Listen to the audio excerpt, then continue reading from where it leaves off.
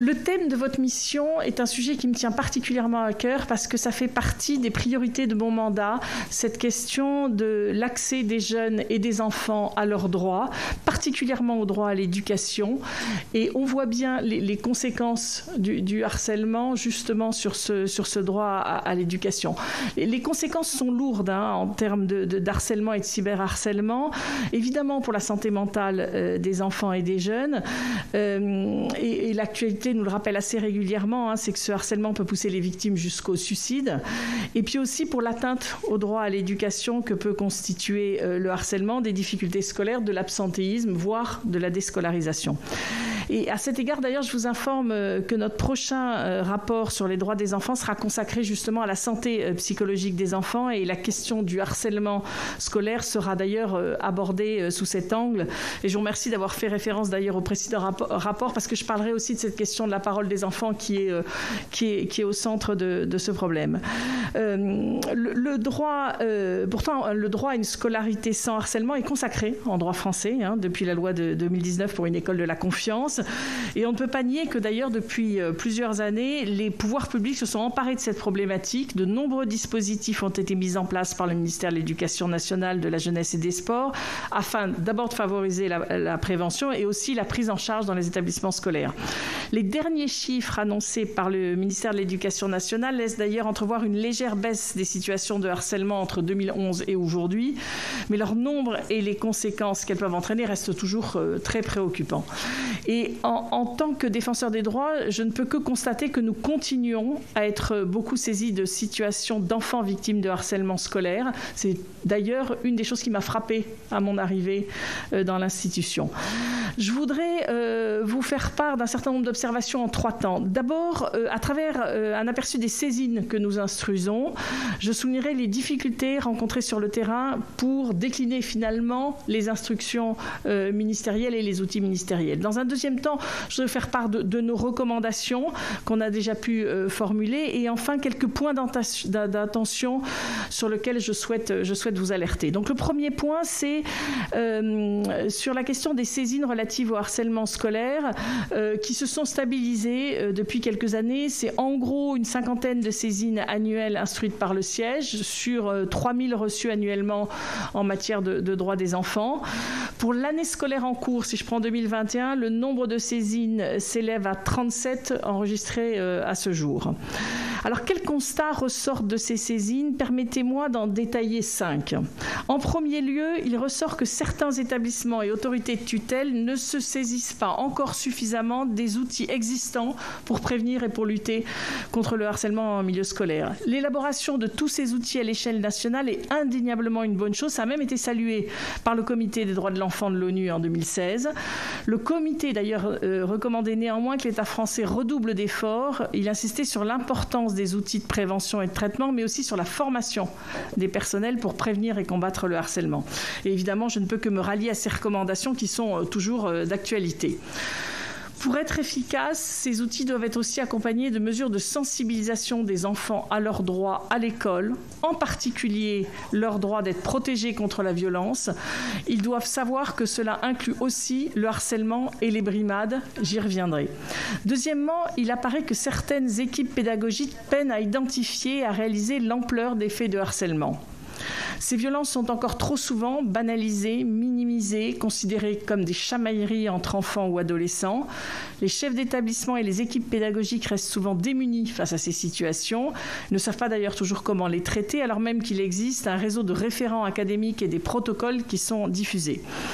Il en résulte que la réaction de l'institution scolaire est souvent tardive ou même absente, ou se contente de rechercher la responsabilité de l'enfant victime qui, entre guillemets, embêterait ses camarades ou aurait un comportement difficile. Troisième constat, certaines équipes pédagogiques ont du mal à prendre en compte des situations de harcèlement et de cyberharcèlement qui se poursuivent en dehors du cadre scolaire. Et vous l'avez bien dit dans votre introduction, Madame la Présidente, il y a un continuum. C'est le cas par exemple lorsque des faits de harcèlement commis sur un élève dans l'enceinte de l'établissement s'inscrivent dans le prolongement d'un harcèlement qui est dit de quartier. Et dans ces cas-là, les protocoles anti-harcèlement sont peu appliqués. Les faits sont considérés comme des faits de violence qui ne trouvent pas leur origine au sein de l'établissement. Et la solution envisagée par les chefs d'établissement et les services académiques consiste parfois à déplacer l'enfant victime dans un autre établissement. Une telle solution crée pour l'enfant une rupture dans sa scolarité et qui peut être très grave et suppose d'ailleurs parfois le déménagement de la famille. Cette réalité prend de l'ampleur notamment avec le développement des réseaux sociaux, vous l'avez dit, et nous sommes de fait encore très peu saisis de situations de cyberviolence et particulièrement de cyberharcèlement. Mais nos échanges avec les représentants de la société civile et les travaux auxquels nous participons sur ces questions confirment la nécessité de faire de la lutte contre les cyberviolences une priorité. Les conséquences du cyberharcèlement, d'ailleurs, seraient encore plus importantes que celles du harcèlement, entre guillemets, traditionnel, du fait de caractéristiques particulières de ce type de violence, l'anonymat, le pouvoir de dissémination et le public encore plus élargi. Face à l'écran, les victimes sont souvent très seules, elles ne peuvent pas être aidées. Et par ailleurs, le cyberharcèlement est souvent le prolongement à la maison du harcèlement subi à l'école, ce qui ne laisse aucun répit à l'enfant victime. Et j'insiste sur ce point, le démarrage est quand même très souvent à l'école. On n'a pas de chiffres exacts là-dessus, mais quelque chose de très net, en tout cas dans ce que nous observons, nous, dans les réclamations. Aujourd'hui, le cyberharcèlement reste difficilement pris en compte par les chefs d'établissement. Pourtant, d'ailleurs, il est mentionné dans l'ensemble des protocoles anti-harcèlement à disposition des personnels de l'éducation nationale. Mais l'anonymat des publications sur les réseaux sociaux ou l'implication de personnes extérieures à l'établissement, d'ailleurs, décourage certains chefs d'établissement d'agir. Quatrième remarque, les chefs d'établissement sont souvent réticents à une prise en charge du harcèlement lorsque des plaintes sont en cours d'enquête ou ont été classées sans suite. Pourtant, les deux procédures, et j'insiste sur ce point, sont parfaitement indépendantes et compatibles. Elles peuvent être menées en parallèle. Et ce n'est pas parce que des faits ne sont pas constitutifs d'un délit, au sens d'ailleurs du code pénal, que le harcèlement ne pourra pas être caractérisé au sens des outils élaborés par l'éducation nationale. Or, dans les saisines que nous traitons, nous remarquons que les chefs d'établissement n'interviennent que très peu dans les situations de harcèlement déjà portées à la connaissance des autorités judiciaires. Enfin, dernier point, nous remarquons que les établissements scolaires relevant de l'enseignement catholique sont au même titre que les écoles publiques touchées par le phénomène de harcèlement, mais ces établissements privés sous contrat font rarement appel aux dispositifs mis en place par les services de l'éducation nationale, notamment aux référents harcèlement désignés au sein des services départementaux. Pourtant, une étroite collaboration entre l'enseignement privé et les services de l'éducation nationale semble absolument essentielle. Le deuxième point que je voulais aborder, après ce constat ces 5 constats qui partent des réclamations que nous recevons, ce sont maintenant nos recommandations pour une meilleure utilisation des outils de lutte contre le harcèlement scolaire. Ça fait plusieurs années que nous portons ces recommandations. Nous avons eu l'occasion encore l'année dernière de les présenter au député Erwan Balanant dans le cadre de sa mission sur le harcèlement scolaire. Mais nous les avions déjà portées dans plusieurs décisions, avis au Parlement, rapport annuel et dans le dernier rapport du Défenseur des droits au Comité des droits de l'enfant de l'ONU le 10 juillet 2020. Ces recommandations visent en particulier à améliorer le repérage des situations de harcèlement scolaire et les réponses qui leur sont apportées. Elles sont nombreuses et variées. Elles proposent entre autres la rediffusion des protocoles et des outils de lutte contre le harcèlement auprès de tous les chefs d'établissements scolaires et leur mise en œuvre effective par ces derniers. Deuxièmement, la promotion au sein de chaque établissement scolaire des droits de l'enfant et notamment le droit d'être protégé contre toute forme de violence.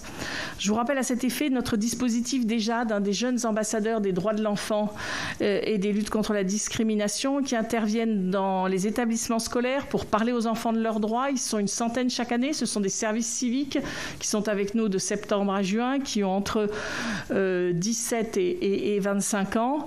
Et à de très nombreuses reprises, au moment où ils parlent justement des droits des enfants, de la Convention internationale des droits des enfants, c'est l'occasion de découvrir des paroles inquiétantes d'enfants qui viennent les voir à la suite de leur intervention, parce qu'en fait, ils ont compris dans l'intervention qu'en fait, ils étaient victimes.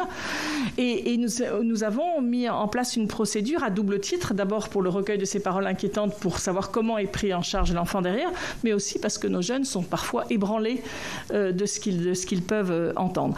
Je voudrais insister sur cette formation au droit. Je pense qu'elle devrait être systématique dans les écoles parce que c'est bien en parlant de ces questions de droits des enfants, c'est en parlant de ces questions d'harcèlement et de cyberharcèlement que les victimes peuvent se reconnaître, mais aussi que les auteurs de harcèlement peuvent prendre conscience de ce qu'ils font. Troisième recommandation, la prise de mesures adaptées dès qu'un élève ou un de ses parents allègue d'une situation de harcèlement. Et ceci doit être le cas, je le rappelle, même si une plainte a été classée sans suite ou est en cours de traitement. Quatrièmement, la prise en compte des moqueries, même si elles sont fréquentes dans certains établissements ou filières de formation.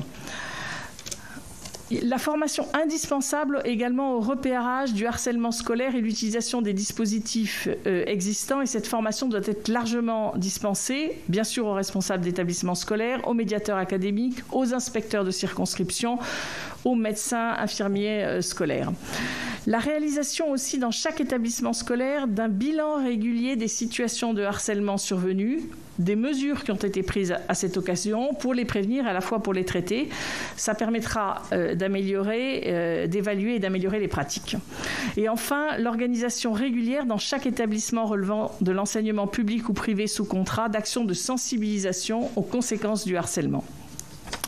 Le dernier point que je voulais aborder avec vous, je voulais attirer votre attention sur 3 points qui me semblent fondamentaux pour lutter efficacement contre le harcèlement scolaire à l'avenir. Ces 3 points, c'est d'abord la pluralité des acteurs impliqués et la formation des professionnels. Le deuxième point, c'est la nécessité de favoriser l'accueil et la prise en compte de la parole des enfants et notamment celle des publics les plus vulnérables. Et enfin, l'impact du climat scolaire en général sur ces questions de harcèlement.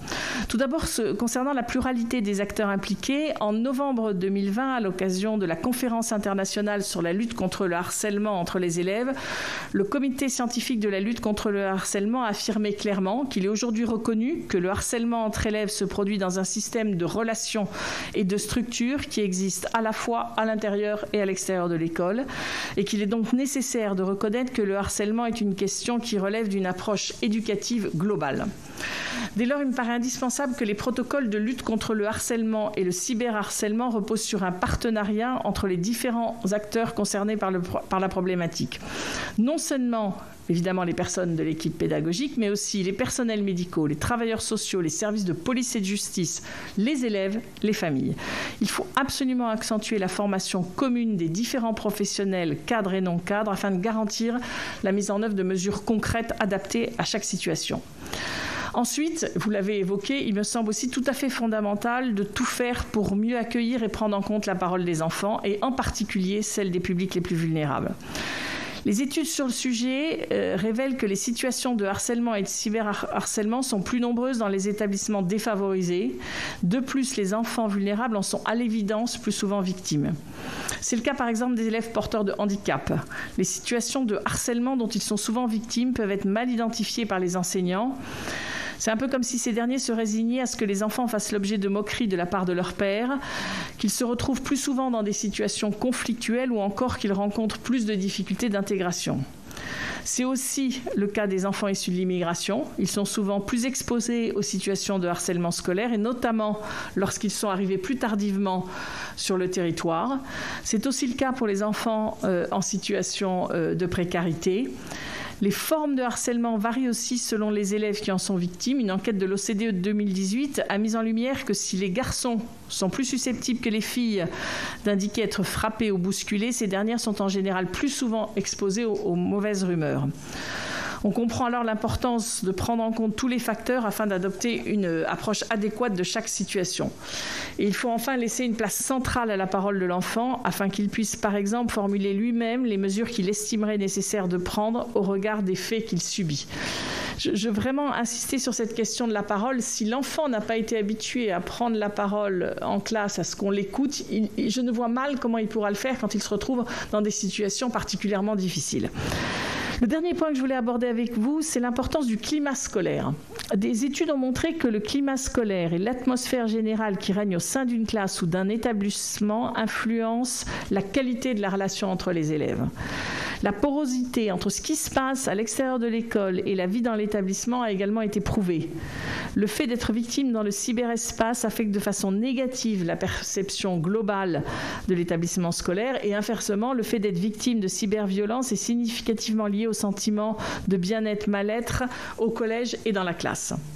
Donc l'amélioration du climat scolaire doit être considérée comme un levier d'action pour réduire ces formes de violence. Et il faut par exemple mettre en place des actions portant sur la qualité des relations interpersonnelles au sein de l'école et de l'établissement, entre élèves, entre élèves et adultes, et même aussi d'ailleurs entre adultes.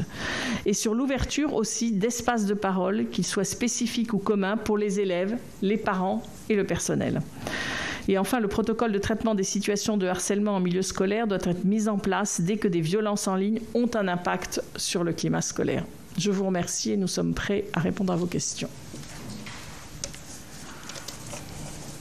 Monsieur Delevin, vous souhaitez intervenir à ce niveau de la discussion ou on laisse place aux questions Madame... On peut laisser place aux questions. Voilà, Madame la rapporteure.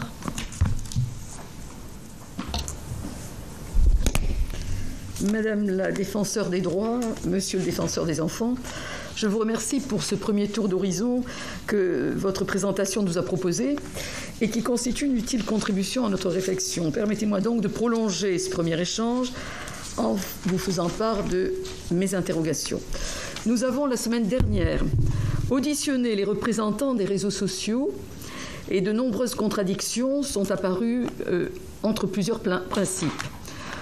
Protection des personnes versus secret des correspondances, liberté individuelle versus communication de données personnelles aux réseaux sociaux pour faciliter la reconnaissance d'éventuels harceleurs anonymes, etc. Comment, dès lors, opérer une conciliation entre objectifs variés?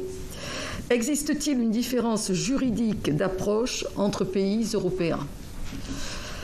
Nous avons également auditionné M. Jean-Pierre Bellon, qui a attiré notre attention sur le développement dramatique du sexting et du revenge porn. Encore lundi dernier, lors de notre visite dans un collège du Pas-de-Calais, l'ensemble de la communauté éducative et des partenaires de l'éducation nationale soulignait les dangers du cyberharcèlement et la difficulté de lutter contre. Quel regard portez-vous sur ce phénomène? Comment agir pour supprimer d'Internet des photos qui n'ont pas à y être? De façon générale, entretenez-vous au titre de vos missions des relations avec les réseaux sociaux? Nous avons constaté une déficience en matière d'éducation au droit, tant des enfants que des parents. Et vous avez préconisé donc une formation au droit, ce qui est certainement important. Les programmes que vous menez en la matière comprennent-ils une composante relative aux délits sous-jacents à des faits de harcèlement et cyberharcèlement? Enfin, que pensez-vous de la proposition consistant à fusionner les numéros 3018 et 3020 et à vous en transférer la responsabilité? Avez-vous actuellement des contacts avec les structures qui reçoivent ces appels? Madame la défenseure des droits, Monsieur le défenseur des enfants, je vous remercie d'avance pour vos réponses. Merci beaucoup. Vous avez posé beaucoup de questions. Je vais commencer à y répondre. Éric poursuivra et probablement Marguerite Orange aussi. Peut-être que je vais démarrer tout de suite sur la question des numéros 3018 et 3020. Alors, vraiment, ce que je souhaite dire là-dessus, d'après ce qui nous remonte en tout cas, c'est pas tant le fonctionnement actuel du 3020 qui constitue un blocage dans la lutte contre le harcèlement scolaire que la mise en œuvre effective des préconisations sur le terrain et une mesure appropriée. Ça, c'est le premier point. Le deuxième point, en fait, notre intervention, elle ne peut pas se substituer à l'action des personnels et des acteurs sur le terrain. Et que ce qui est fait avec ces numéros de téléphone, c'est vraiment d'abord, et ça nous semble important, l'éducation nationale qui prend en charge et qui agit de son côté. Et en fait, nous sommes un recours, une fois que ça a été fait, en deuxième étape, quand les parents, l'enfant n'a pas été satisfait de la façon dont a réagi l'éducation nationale. Mais je pense qu'il est absolument capital que ce soit d'abord l'éducation nationale qui agisse. Je vois mal comment nous allons traiter, nous, des situations, alors qu'il faut d'abord savoir ce que l'éducation nationale peut faire. Et dans un certain nombre de cas, elle fait les choses bien. Elle nous remonte que ce qui va mal. Enfin, nous, on est un observateur de ce qui ne va pas.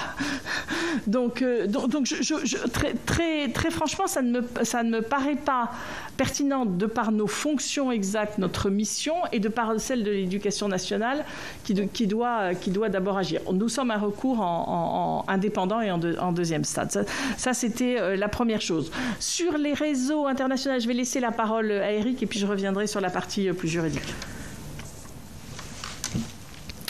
Le défenseur des droits, la défenseur des droits et le défenseur des enfants font partie du réseau européen des défenseurs des enfants, et je peux vous faire part des déclarations et des aspects très concrets en fait que les défenseurs des enfants ont fait remonter tant à la Commission européenne qu'au Conseil de l'Europe, puisqu'il s'agit de prendre toutes les mesures nécessaires pour protéger les enfants contre le harcèlement, la violence, l'exploitation et la maltraitance sous toutes leurs formes dans le monde numérique. Il y a deux axes fondamentaux, la prévention et la protection. C'est-à-dire qu'il s'agit de réaliser les droits de l'enfant à l'ère du numérique. Et en matière de prévention, c'est lutter contre les ruptures numériques, éduquer au numérique, et comme le rappelait Madame la défenseure, car lorsque les enfants sont éduqués au numérique, sensibilisés à leurs droits, ils sont alors plus en mesure de se défendre. Là, il y a me semble-t-il, une vraie lacune dans l'enseignement. On se pose la question, au même titre que nous enseignons les mathématiques, le français, l'histoire géo, sans doute qu'il s'agirait aussi d'enseigner l'informatique, la relation aux écrans, la manière dont on peut s'en servir concrètement. La deuxième chose, sur lesquelles les défenseurs des enfants européens se battent, c'est pour renforcer les dispositifs de protection via des mesures législatives et technologiques. Les plateformes numériques doivent être soumises à réglementation et supervision afin de protéger les droits de l'enfant. Il faut exiger qu'elles remontent les informations concernant les violences faites en ligne et qu'elles en suppriment immédiatement les contenus. Il s'agit également de lutter contre la propagation en ligne des discours de haine, racisme. Donc ce sont des choses très concrètes comme ça auxquelles nous appelons. Un complément, et d'ailleurs je trouve que normalement des cours d'éducation sexuelle sont prévus à l'école. De fait, c'est très peu fait, et je pense qu'une des préconisations, c'est aussi l'effectivité de ces cours d'éducation sexuelle qui sont quand même l'occasion de rappeler un certain nombre de principes. Pour vous répondre sur les liens avec les réseaux sociaux, ce qui nous a frappé quand on a fait là d'ailleurs un récapitulatif des saisines que nous avions, les saisines que nous avons sont toujours sur du harcèlement scolaire. Qui après part sur les réseaux sociaux. Mais je serais assez intéressée de savoir s'il y a des situations de cyberharcèlement qui n'ont pas démarré à l'école.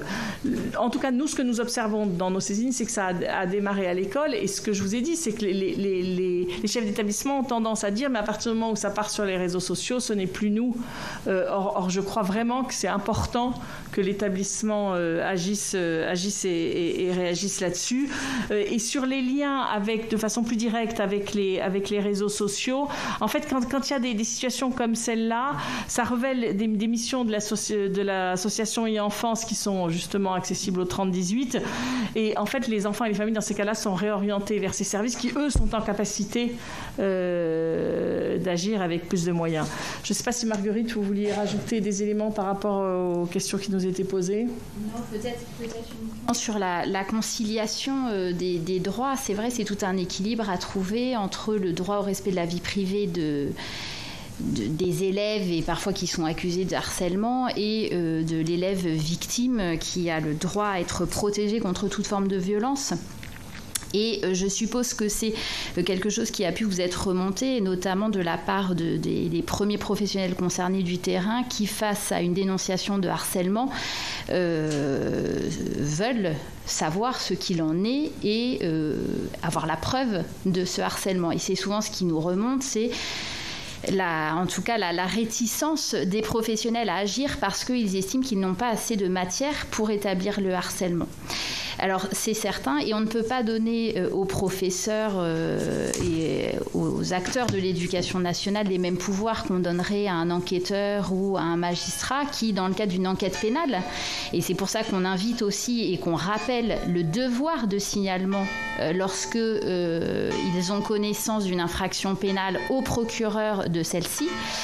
et que si les enquêteurs et le procureur ont pouvoir de faire des perquisitions et dans ce cadre de regarder le contenu du téléphone portable, tel n'est pas le cas des professionnels de l'éducation nationale. Mais c'est aussi pour ça que nous, on insiste énormément sur la parole de l'enfant et quelle valeur on donne à cette parole.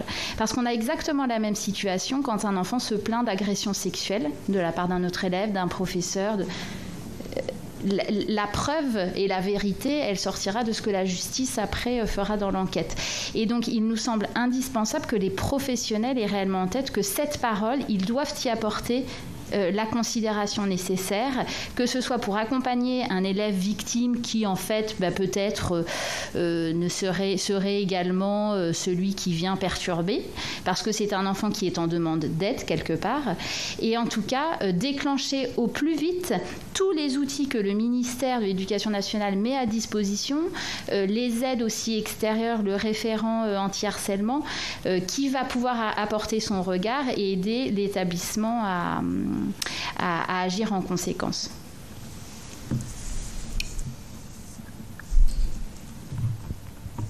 Oui, Monsieur Delemare, si vous avez... Oui, je voulais aussi faire le lien entre dimension internationale et terrain. La Convention de Lanzarote, signée en 2007 et entrée en vigueur en 2010, vise à protéger les enfants de toutes les formes d'abus et d'exploitation sexuelle. La France a ratifié, en la ratifiant, s'est engagée à criminaliser les gestes sexuels sur les enfants. Je fais le lien avec la loi votée en avril dernier sur la protection des enfants victimes et sur le terrain, c'est-à-dire la question de l'enseignement au droit et l'enseignement à la dimension affective du corps, de la sexualité. Et c'est quelque chose qui, malheureusement, est passé un petit peu inaperçu. C'est aussi comment doter les enfants pour se protéger. C'est-à-dire que ce qui a été dans cette loi, bien entendu, cette loi qui renvoie à tous nos concitoyens qu'on ne touche pas au corps des enfants, aujourd'hui, ce sont des anciens enfants qui se sont exprimés. Comment faire en sorte que demain, ce soit et aujourd'hui, soient des enfants. Et encore une fois, il faut que les enfants soient prévenus. Et je fais le lien avec les annonces de l'Éducation nationale, et je pense notamment le dispositif phare qui a été testé dans 6 académies en 2019 et qui va être élargi à l'ensemble du territoire en 2021 sur la formation des professionnels par établissement, la formation pour les élèves ambassadeurs et la mise en place du prix national de sensibilisation. Il y a une dimension, me semble-t-il, importante, c'est la dimension du groupe classe, c'est-à-dire le vivre ensemble. Vous avez une disproportion entre l'enfant qui est victime, qui est complètement isolé, et le groupe classe, ou le groupe harceleur, qui peut être classe ou qui peut être transversal dans l'établissement. Et il faut, je dirais, tuer le harcèlement dans l'œuf, c'est-à-dire comment faire en sorte que le groupe classe puisse se solidariser d'emblée avec le camarade victime. Et ça, encore une fois, c'est toute l'équilibre, me semble-t-il, entre une approche par la discipline, des cours français, maths, voilà, et une approche par l'éducation au sens large. D'ailleurs, les enfants disent très bien que lorsqu'on quitte l'école, lorsqu'on quitte la classe, pour aller dans les interstices, la récréation, le self, etc., on est pas dans un no man's land, mais on est dans un endroit où on exige beaucoup la question de l'ordre, de faire attention, la discipline, le règlement, le téléphone portable, etc., etc. Mais la question, c'est comment se vivre ensemble. Les lieux, les écoles sont un lieu de vivre ensemble. Pour les victimes, c'est parfois un terrain belliqueux, un théâtre de guerre. Pour les agresseurs, c'est une zone de non-droit. Donc il me semble que là, il y a quelque chose, d'abord par la solidarisation du groupe classe, donc organiser que les enfants puissent s'exprimer le matin sur leur actualité, leurs soucis, en tous les cas, il faut que ce soit prévu comme au même titre que n'importe quelle matière. On est sans aucun doute dans une situation où, en fait, les textes, il y a tout ce qu'il faut et qui permet de lutter contre le harcèlement. On est vraiment dans la situation de l'application des moyens qu'on se donne pour l'appliquer. Voilà. C'est ce qui est ressorti de toutes les auditions qu'on a menées jusqu'à présent. En fait, ce constat ressort. Madame, il faut aussi qu'il y ait une systématisation de tout ça, de la formation, pour qu'il y ait une réelle prévention. Madame Boulay-Esperoni avait une question. Oui, j'en ai plusieurs. J'en ai tellement d'ailleurs que je vais restreindre parce que Je trouvais ça très intéressant. Merci Madame la Présidente. Deux questions rapides. D'abord, pour commencer, si j'ai bien compris, vous disiez que les écoles privées sous contrat, et notamment les écoles catho, en général, travaillent moins avec le ministère, c'est ça, et ont leur propre protocole. Voilà, sur cette question-là. Donc déjà, savoir si on a des études sur comment ça se passe chez eux et s'il y a une certaine efficacité par rapport à la lutte contre le harcèlement, malgré qu'il soit en dehors des protocoles. Voilà, on n'a pas d'éléments de suffisamment grande ampleur pour vous répondre à la question. Selon vous, il y a une question liée à ces écoles privées sous contrat ou pas? En disant ça, c'était juste un rappel qu'il fallait qu'ils s'emparent aussi des outils. D'accord. Mais il n'y a pas de question particulière. D'accord, il y a ça. Merci beaucoup. Si j'ai bien résumé aussi ce que vous disiez tout à l'heure, c'est que les chefs d'établissement n'interviennent très peu dans les faits caractérisés, c'est ça? Et est-ce qu'il faut le déplorer ou est-ce que c'est juste un fait aussi? Ce qui nous frappe juste, mais toujours pareil, hein, dans les situations dont on est saisi, oui, c'est effectivement le retard qui est pris et la non-action. C'est ça qui nous a parlé et nous a frappé à chaque fois. Et la question aussi du recueil de la parole de l'enfant et la façon dont il est tout de suite cru, pas cru, mis en cause au lieu de l'écouter. Et cette question de l'espace de parole de l'enfant est un point absolument capital. Mais je vous redis, hein, ce qui est vraiment très frappant, c'est que quand on fait des informations sur le sujet, c'est à ce moment-là que la parole de l'enfant se libère. Donc c'est un sujet dont il faut oser parler. Ajouter quelque chose, Marguerite? Non. Je pense qu'on va laisser peut-être poser les questions et puis une réponse globale ensuite. Oui. Voilà. Oui, posez vos questions, oui, s'il vous plaît, merci. Avec plaisir. Merci beaucoup. Moi, il y a quelque chose qui me tient à cœur. Il me semble qu'on retrouve souvent les mêmes mécanismes dans les phénomènes de harcèlement en milieu scolaire et cyberharcèlement que dans les phénomènes de violence sur les femmes en milieu intrafamilial. Et je me pose toujours la question de savoir si est-ce qu'on nomme assez bien les choses, parce que je pense que ne pas les nommer, ça peut aussi aller à l'encontre de la lutte contre ces phénomènes. Par exemple, moi, à titre personnel, parce que j'ai siégé 3 ans à la délégation à l'égalité hommes-femmes, je suis assez contre qu'on systématise le terme de féminicide. C'est plutôt des crimes sur les femmes. Et je pense que la défenseur des droits que vous êtes doit être assez sensible à ce que je dis. Et est-ce qu'on ne banalise pas aussi souvent ce crime qu'est le harcèlement et le cyberharcèlement en parlant de harcèlement et de cyberharcèlement? Est-ce qu'auprès des enfants, on ne devrait pas plutôt favoriser les termes de violence, de délinquance, quitte à aller assez loin et à être assez dur? Mais est-ce que justement nommer les choses, ça ne favorise pas la lutte contre ces phénomènes? Vous avez évoqué aussi, vous avez dit au début de votre propos, Madame, que le harcèlement peut pousser les jeunes jusqu'au suicide.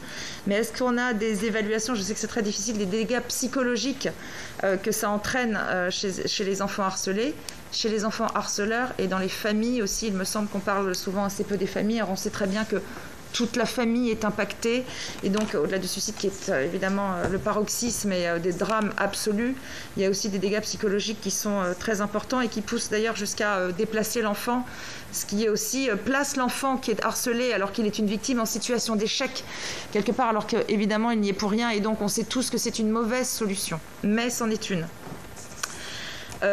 Dernière chose aussi, ah oui, monsieur, vous disiez éduquer au numérique, et moi j'aurais aimé que vous précisiez un petit peu plus ce que vous entendiez par là, parce que pour moi ça sous-entend tellement de choses. Si c'était éduquer les enfants aujourd'hui et les adolescents à l'utilisation du numérique, il me semble que c'est eux qui pourraient nous éduquer, parce qu'ils en savent tellement, c'est tellement intuitif pour eux, ils naissent quasiment avec un téléphone portable, avec un ordinateur dans la main, et ils connaissent tellement plus de choses que nous. Il me semble que là est le problème, et que dans les phénomènes de cyberharcèlement, justement, donc encore une fois le cyberharcèlement qui est un harcèlement dématérialisé, c'est qu'ils pourraient nous en apprendre beaucoup plus, et que l'éducation, enfin comment dire, par effet miroir, l'éducation au sens classique, elle est totalement inversée dans les phénomènes d'utilisation d'Internet et des réseaux sociaux, puisqu'ils s'y connaissent beaucoup mieux que nous, donc ils ne nous écoutent pas. Ce qu'on peut leur dire ne fait pas écho et on ne sait pas ce qui se passe. Finalement, c'est une sphère qui est tellement privée. Donc, et puis j'évoquais hier, quand on dit éduquer au numérique, quand les conditions générales d'utilisation et le RGPD sont déjà tellement incompréhensibles pour les enfants, et je pense qu'il faut commencer déjà par les simplifier.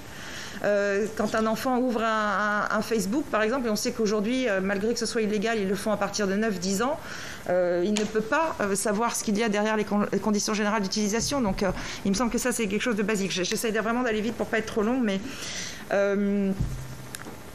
non, moi j'avais une autre question, mais vraiment ça va être trop long. Donc je voulais vraiment m'arrêter là. Je pense qu'il y a déjà pas mal de matière. Je vous remercie, madame. Je vous laisse répondre. Je vais commencer à répondre et Eric poursuivra. La question des mots, ce qui me paraît important quand on parle de harcèlement, c'est de bien dire que c'est une violence faite aux enfants. C'est ce qu'on dit et c'est ce qu'il faut répéter aux enfants. Sur la question des dégâts psychologiques, nous n'avons pas d'études d'ampleur qui dit exactement ces dégâts. Ce qui est juste frappant, c'est que dans les situations qui nous sont soumises, alors là, on voit les dégâts à chaque fois absolument colossaux en termes de santé mentale, en termes de ce que vous disiez sur des enfants qui sont déplacés dans d'autres écoles, de l'impact sur la famille. Ça, à chaque fois, c'est excessivement frappant l'effet délétère sur la santé mentale, sur la scolarité, sur la scolarisation. Il y a du coup des décrochages scolaires dus à ces questions de harcèlement. Je ne sais pas, par contre, côté médical, s'il y a des études d'ampleur sur l'impact psychique du harcèlement scolaire. Et je vais laisser Eric répondre sur la question de l'éducation aux réseaux sociaux. Ils sont plus habiles que nous sur Internet. La question, c'est l'éducation au bon usage, c'est-à-dire, et donc de sensibiliser aux risques. Et là, pour le coup, ils en savent pas plus que nous. On en sait quand même plus sur les risques. Et alors, on a des outils et Educadroit. Eric va vous développer ça. Oui, on a le défenseur des droits a mis en place depuis quelques années un programme Educadroit qui s'adresse à tous les pédagogues, éducateurs, instituteurs, parents. Et il a été rajouté tout un chapitre sur l'enfant à l'ère du numérique, où on explique aux enfants, par exemple, leurs droits, le droit à l'oubli, comment faire retirer un contenu, ce qu'ils ignorent d'ailleurs. Mais je crois que cette réflexion, elle est globale aussi sur la question de... c'est une vraie question que vous posez, puisque doit-on laisser la question de l'apprentissage aux écrans à l'unique parent ou à l'unique cellule familiale. Vous savez, tous ces débats, pas d'écran avant 3 ans et des écrans à condition d'être accompagnés de 3 à 6 ans. C'est en cela, me semble-t-il, que la question, même si bien entendu les enfants seront toujours plus habiles parce qu'ils sont nés avec, quoique maintenant la génération d'enfants, les premières générations d'enfants Internet sont devenus des adultes et sont très, très habiles aussi, et à leur tour pourraient aussi certainement éduquer les enfants. Donc là, c'est là où, me semble-t-il, cette discipline, il n'y a pas de raison que ce ne soit pas une discipline à part entière en matière, et pas uniquement sur le versant, je dirais, frein, qui va faire en sorte que les enfants n'y verraient que des contraintes, mais sur la question des découvertes. Je pense que de toute façon, on le voit bien que l'outil informatique remplace de plus en plus le crayon, le papier, etc. Je pense que de toute façon, c'est incontournable que dès l'âge, en fait, c'est la question de comment appréhender et comment faire en sorte qu'à partir de quel âge les enfants et sous quelle forme. Et ça ne peut pas être, c'est ce que je disais, c'est que ça ne peut pas être laissé à la seule expérience des parents qui sont dans un contexte parfois de pression, surchargé, et puis bien entendu les plus vulnérables, dont ça a été rappelé par Madame la Défenseure, que ce soit en rupture numérique ou de connexion, eh bien les enfants sont encore plus livrés à eux-mêmes. Je voudrais juste ajouter un complément sur ces réseaux sociaux et la façon de former les enfants.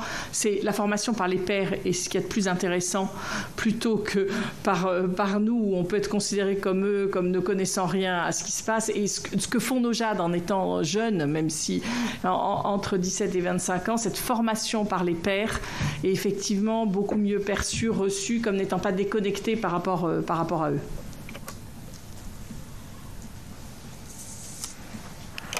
Monsieur Gros-Perrin, puis ensuite Madame Claudine Lepage. Merci Présidente, Madame la Présidente, Mesdames et Messieurs. Alors moi j'ai bien entendu vos propos liminaires sur le fait qu'il y ait beaucoup moins de cas de harcèlement depuis 2011. J'ai été surpris parce que j'ai plutôt le sentiment, même si on en parle plus, c'est vrai qu'on met un focus dessus, donc on a l'impression qu'il n'y a plus que ça à l'école, mais on se rend compte que nous, parents, voire grands-parents, nos enfants, alors peut-être qu'on met beaucoup de choses derrière le mot harcèlement, mais on se rend compte qu'il y a vraiment des grandes difficultés. Donc je pense je suis étonné par rapport à cela. Juste, pardon, j'ai pas dit beaucoup moins. il y a un peu moins. C'est les chiffres de l'éducation nationale qui montrent que ça baisse de. Vous savez, les chiffres de l'éducation nationale, lorsqu'il y avait eu l'appel. L'éducation nationale ne donne pas toujours les bons chiffres. Voilà. Ou peut-être que les choses ne remontent pas, parce que c'est ça un des problèmes. Les chefs d'établissement, vous savez comment ça se passe, pour qu'un chef d'établissement puisse avoir une carrière très honorable, souvent, il faut que ça se passe bien dans son établissement. Donc il a tendance parfois à minimiser. Et c'est pour ça que j'en reviendrai à une question par rapport à cela. Alors vous l'avez fort bien dit, ça commence à l'école et les enfants ne le disent pas. Donc comme ils ne le disent pas, ils le disent ni à leurs parents, ni à leurs copains, ni à personne. Donc ça pose un vrai problème par rapport à cela. Et vous, dans votre fonction, est-ce que le fait justement de l'existence du défenseur des droits, qui est quelque chose d'important, est-ce que ce n'est pas à un moment donné un moyen ou une piste pour libérer davantage la parole au niveau des enfants? Vous avez ce qu'on appelle des délégués départementaux. Est-ce qu'on ne pourrait pas imaginer que les délégués départementaux travaillent encore plus, mais carrément au niveau de l'école? Je ne sais pas s'ils le font, s'ils rentrent dans les établissements scolaires, dans les collèges, les écoles ou les lycées, en partenariat avec l'Éducation nationale. Je sais qu'en avril 2021, vous avez donné des recommandations au ministre de l'Éducation nationale justement sur la prise en compte de tout cela. Mais est-ce que vous ne pourriez pas rentrer de manière peut-être plus incisive? Peut-être que ça existe, mais je pense que ça peut être une piste importante. Deuxième question, c'est vous avez parlé de déplacer l'enfant qui est harcelé. Les enfants qui sont harceleurs sont déplacés rarement ou en fin d'année. On le retrouve à un autre établissement. Est-ce qu'il ne pourrait pas y avoir une solution? Vous allez me dire, vous n'êtes pas l'Éducation nationale, mais justement, parce que vous n'y êtes pas, vous avez un œil extérieur qui peut être intéressant pour pouvoir proposer des pistes par rapport à cela, parce qu'on se rend compte qu'il reste jusqu'à la fin de l'année. Troisième question, à partir de quel âge? On a eu une audition précédemment, et puis quelqu'un me disait, non, mais attendez, à 4-5 ans, on n'est pas harceleur. Je ne sais pas, et ma collègue Céline disait tout à l'heure, et on a réagi aussi par rapport à cela. Souvent, alors, on ne va pas mettre des mots très forts, mais il faut quand même les poser, ces mots-là. Parce qu'à un moment donné, on sait qu'un gamin harcelé, il va harceler. Moi, j'ai le cas autour de moi, un petit garçon qui a 6 ans, son frère harcèle tout le monde au collège. Le gamin de 6 ans, il reproduit ce que son frère fait tous les jours chez lui, et à l'école et en primaire. Donc il y a quelque chose de fort. Alors certains vont dire oui, non, c'est pas tout à fait ça, c'est des chamailleries, etc. Moi je crois que ça commence dès le plus jeune âge, et je pense qu'il faut agir dès le plus jeune âge. Alors comment on peut agir? Quelles orientations, quelles sanctions, quelles actions?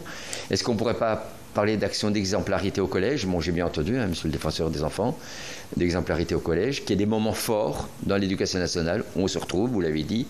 Moi, je me rappelle, dans les méthodes Freinet, Montessori, c'était le quoi de neuf. Est-ce qu'on ne peut pas, à un moment donné, je ne sais pas, c'est pas le monter des drapeaux, vous allez vite comprendre que je suis de droite, mais c'est simplement, à un moment donné, des moments solennels qui font que les enfants se retrouvent le lundi matin, à certains moments, pour pouvoir discuter de cela, ou laisser un temps, peut-être, de discussion à l'école, en groupe, ou voilà. Donc c'est comment mieux repérer, comment mieux gérer. Voilà, c'était l'ensemble des questions que je voulais vous poser. J'en aurais peut-être d'autres, mais je verrai après. Merci. Merci. Alors, je partage votre inquiétude sur le fait qu'il y a énormément de situations dans lesquelles on n'est pas saisi. C'est-à-dire, je suis absolument convaincue qu'il y a des situations de harcèlement qui ne remontent pas au niveau de l'éducation nationale, pas plus qu'elles nous remontent jusqu'à nous. C'est d'ailleurs une de mes préoccupations. Comment faire pour que les gens les plus éloignés du droit, et je mets dedans les jeunes et les enfants, arrivent à nous saisir le plus facilement possible. D'abord, savoir qu'on existe. Et donc ça, c'est vraiment des points que je partage avec vous. Il y a toute une partie, effectivement, on a les chiffres que donne l'éducation nationale, mais ça ne dit pas forcément l'ampleur du problème. Ce qui était juste, c'est que eux, ce qu'ils disent, c'est que ça baisse un tout petit peu. Nous, on est dans une stabilité des réclamations qu'on a depuis plusieurs années dans ce domaine-là. Ça reste assez stable. Sur la question des liens, alors on a effectivement, vous avez raison, 550 délégués territoriaux qui sont aussi formés aux questions de droits des enfants, qui nous font remonter aussi quelques difficultés, certaines parties qui traitent eux-mêmes, mais dans ces situations de harcèlement, ça remonte au siège. Dans la partie des liens avec l'école, moi je crois beaucoup à nos JAD. Je voudrais revenir sur nos 100 jeunes ambassadeurs des droits qui, toute l'année, donc 2020-2021, sur cette année scolaire qui vient de se dérouler, ont quand même, dans le contexte actuel, réussi à former 55 000 enfants et jeunes sur leurs droits. Et je vous redis, je pense qu'une des pistes, c'est que cette forme, nous, on ne peut pas assurer l'ensemble des établissements scolaires, on n'a pas les moyens, mais je pense que cette formation formation au droit me paraît absolument essentielle, et je vous redis, l'effectivité des cours d'éducation sexuelle me paraissent aussi des points très importants. Vous avez raison, nous on a été très choqués de voir le nombre de situations où c'est l'enfant victime qui est déplacé et non pas l'enfant harceleur. Mais ceci dit, l'enfant harceleur, il faut aussi se préoccuper, parce que vous l'avez dit vous-même, souvent il a aussi été harcelé, il faut aussi se préoccuper de son éducation, et c'est bien pour ça qu'il faut entendre le plus tôt possible les situations avant que ça ne dégénère. Et nous, ce qui nous est remonté, c'est plutôt des situations qui ont dégénéré sur plusieurs mois, quand c'est pas plusieurs années. À partir de quel âge? Moi, je ne suis pas en capacité de vous répondre. Est-ce qu'on a, dans les plus jeunes qu'on a en termes de harcèlement, moi, je suis pas capable de vous répondre à quel âge ça démarre, mais je veux bien croire qu'il y a des situations de début de harcèlement qui peuvent démarrer très tôt. Et puis ce que vous proposez sur la question de moments d'échange, du comment ça va, je suis une convaincue de ces moments-là. C'est-à-dire, je pense que si on pouvait les systématiser en début, en fin de semaine, à un moment très rapide, mais même peut-être que ça peut être du tous les jours au quotidien, je suis convaincue que ça libérerait la parole. Et c'est ce que je vous disais tout à l'heure. Si l'enfant est habitué à ce qu'on lui demande comment ça va, qu'est-ce qui va pas, mais se plaindre autant du chauffage qui est pas bon, de la cantine qui est pas bonne, de ce petit, on a quand même plus de chances qu'au moment où il rencontre des difficultés, il ose parler. Donc je partage tout à fait votre point de vue. Oui, je voulais rajouter que ce qui est fondamental dans la Convention internationale des droits de l'enfant de 1989, c'est que c'est les deux nouveaux droits qu'elle apporte. Parce qu'effectivement, le droit à l'éducation, l'instruction constitutionnelle, le droit à l'éducation dans la Déclaration universelle des droits de l'homme, le droit à la protection en matière d'aide sociale, les lois des fin des années 50 existaient. Mais ce qui est fondamental, c'est le droit à la participation et à l'expression. La participation étant le contenant, l'expression le contenu. Quand vous faites référence à la pédagogie Freinet, regardez lorsqu'on va chercher nos enfants ou dans une école maternelle. Regardez comment les enfants sont installés en U. Et à chaque fois qu'ils prennent la parole, ils la prennent avec une temporalité, ils la prennent devant tout le monde. Il n'y a pas trop de phénomènes de honte, de tic, ils ne rougissent pas, ils ne culpabilisent pas. Et puis, dès qu'on arrive en primaire, on se retrouve, sans doute que ça a aussi en matière d'ordre de classe et de solennité et de concentration un effet, mais les enfants reprennent la parole les uns derrière les autres, c'est-à-dire ils s'adressent à leur enseignant. Et vous commencez à avoir, je dirais, l'éthique, la culpabilité, la honte, les problèmes de confiance en soi, d'autant plus si votre contexte familial ne contribue pas non plus à la prise de parole, chacun dînant de son côté, etc. etc. Donc la forme, et avec ces formes-là, qui ne sont pas non plus, je dirais, de la panacée, mais forcément, mais vous vous adressez aussi potentiellement aux petits que vous venez de nommer, petits de 4, 5, 6 ans, potentiellement agresseurs. C'est-à-dire, tout de suite, il peut aussi, lui, s'exprimer devant tout le monde sur qu'est-ce qui, il ne va pas le dire comme ça, mais qu'est-ce qui fait qui réagit tout le temps, qu'est-ce qui fait qui... Voilà. Donc, c'est cette temporalité-là que nous, adultes, n'arrivons plus à prendre en compte dans une société qui va très vite et où les enfants ne sont pas écoutés. C'est jamais le moment d'écouter les enfants. Mais non, mais je dirais. Les grands-parents en plus de ça. Oui, c'est ça. Merci. Madame Claudine Lepage. Oui, merci Madame la Présidente, Madame la Défenseure des droits, Monsieur, Mesdames. Je suis particulièrement sensible à ce que vous venez de dire sur la possibilité de donner aux enfants de prendre la parole pour dire ce qui ne va pas. Vous avez parlé à la fin de votre propos liminaire du climat scolaire, de l'importance des relations, de la qualité des relations entre adultes, donc entre adultes et enfants, entre enfants, et donc l'espace de parole. Et il y a un mot que moi j'ajouterais, c'est la bienveillance. Qui est parfois absente, il faut le dire, de notre institution scolaire. On le sait, dans les pays scandinaves, par exemple, au Danemark, en Finlande, les enfants sont, ont des cours, c'est peut-être pas le mot approprié, mais disons des sessions où ils apprennent à être bienveillants les uns envers les autres. Donc il faut des enseignants formés à cela.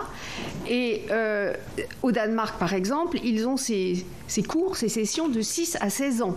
C'est pas seulement, on ne s'arrête pas après l'âge de la maternelle. Même si c'est important d'agir dès le plus jeune âge, que les enfants apprennent à s'exprimer devant les autres. Et que ce qu'ils auront appris continue après, bien sûr, l'enseignement élémentaire, au collège, etc. Et qu'il n'y ait pas de honte à s'exprimer devant les autres. Peut-être que l'introduction du grand oral au baccalauréat est l'aboutissement de cette pratique de l'oral. Et personnellement, je connais bien on va pas exagérer, mais je connais d'autres systèmes scolaires. Et par exemple, dans le monde anglo-saxon, dès le plus jeune âge, les enfants apprennent à s'exprimer devant leur père. Ce qui n'est pas forcément le cas ici. Donc, bienveillance, pratique de l'oral. Et vous parliez de ces sessions en fin de semaine ou en début de semaine où les enfants disent ce qui va pas, etc. Je pense que c'est une étape importante à franchir. Donc, en conclusion, ne pensez-vous pas que cette notion de bienveillance devrait trouver sa place au sein de l'éducation nationale, qui aiderait peut-être à diminuer les cas de harcèlement et en tout cas à libérer la parole? Et comment faire pour introduire ça dans les circulaires de l'éducation nationale et dans la pratique des personnels de l'éducation nationale? Je vais répondre très rapidement parce que je partage complètement votre point de vue. Ce que je trouve intéressant dans les pays anglo-saxons sur la pratique de l'oral, c'est qu'on voit à quel point dans le début de la vie professionnelle, du coup, les anglo-saxons sont plus avancés que nous sur la prise de parole en public et qu'on voit bien que c'est quelque chose qui devrait démarrer le plus tôt possible. Et je lis tout ça à la façon dont la parole de l'enfant peut être entendue. Enfin, pour moi, il y a tout à fait un continuum, donc je partage votre point de vue. Ce que vous disiez m'interroge aussi sur un autre point, c'est en fait la violence des adultes entre eux. C'est-à-dire, en fait, ce qui se passe en termes de harcèlement scolaire et de cyberharcèlement entre enfants est assez à l'image de ce qui se passe aussi entre adultes et juste la reproduction de ce qui se passe entre les adultes. Et ça devrait aussi nous interroger sur la violence en général sur les réseaux sociaux. Les enfants ne font que reproduire ce que font des adultes. Selon vous, le harcèlement scolaire et le cyberharcèlement sont-ils en augmentation, en stagnation ou en diminution ces dernières années ? Ces modalités d'expression ont-elles évolué récemment, notamment avec le confinement, car nombre de nos interlocuteurs soulignent l'accroissement de la violence cyber autour de stéréotypes stigmatisant toutes les différences. Par ailleurs, quel regard portez-vous sur les actions mises en place par le ministère de l'Éducation nationale pour lutter contre ce phénomène ? La mise en place d'actions par le GESC et l'ensemble de la communauté éducative, la définition d'orientation visant à lutter contre le harcèlement scolaire et à le prévenir sont limitées au stade volontariat. Faudrait-il passer un régime d'obligation, sachant que certains professeurs peinent à terminer leur programme ? L'existence d'une journée nationale de prévention du harcèlement en novembre permet-elle, selon vous, de faire œuvre pédagogique utile ? Cette politique publique est-elle à la hauteur des enjeux sociétaux que comporte la valorisation du vouloir vivre ensemble ? L'humain et les émotions ont-ils la place qui leur revient ? Enfin, existe-t-il dans d'autres pays comparables aux nôtres des approches différentes ou complémentaires dont nous pourrions nous inspirer ? On parle ainsi beaucoup du cas de la Finlande. Je vous remercie pour vos réponses et votre intervention. Merci. Je pense que vous me redirez les questions au fur et à mesure. Hein. Allô ? Je laisse la parole, monsieur. Oui, ce que je vais vous demander, c'est de me répéter les questions une par une, parce que là, je ne vais pas... écoutez, je vais donner la parole à madame la rapporteure qui va vous les répéter peut-être de manière plus cadencée que moi. Oui. Voilà. Voilà. Non, mais c'était très bien, ça donne... je crois que nous devons écrire un livre ce matin. C'est ça, en un temps restreint. Bon, oui, tout à fait. Combien de temps avons-nous ? 45 minutes à peu près. D'accord, très bien. Vous pensez que ça peut convenir ? Bon. Voilà. Oui. Je laisse la parole à notre rapporteur. Merci. Très bien. Merci, Madame la Présidente.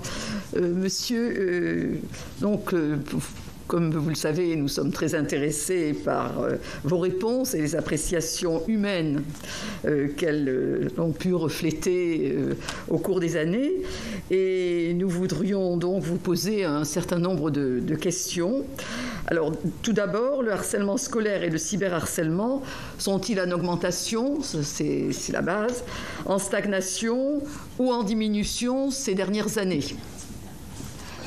Alors, la réponse doit être nuancée.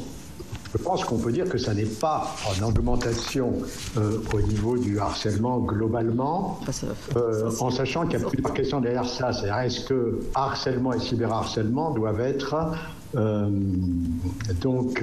distingués, hein, parce qu'effectivement, pour moi, le cyberharcèlement est en fait un nouveau moyen technique au service du harcèlement, dont il s'agit bien du harcèlement en milieu scolaire, hein, il ne s'agit pas du harcèlement évidemment en général, dont les acteurs restent de toute manière les mêmes acteurs, c'est-à-dire des victimes qui sont victimes d'élèves de leur établissement scolaire. Vous voyez, on sait par exemple que 80% des agresseurs identifiés donc, sont des agresseurs qui sont des élèves de l'établissement. Dans les 20% qui restent, bon, ce sont les travaux de Catherine Bayat là-dessus. Hein. Il y en a évidemment d'autres qui doivent être de l'établissement scolaire, mais qu'on ne connaît pas. Donc c'est pour ça qu'on distingue sans distinguer dans la recherche actuellement. On sait que les liens entre cyberharcèlement et climat scolaire sont très forts. Bon. On ne pense pas qu'il y ait une augmentation réelle donc, du nombre de victimes. Stagnation, certainement, ce qui n'est pas satisfaisant, évidemment.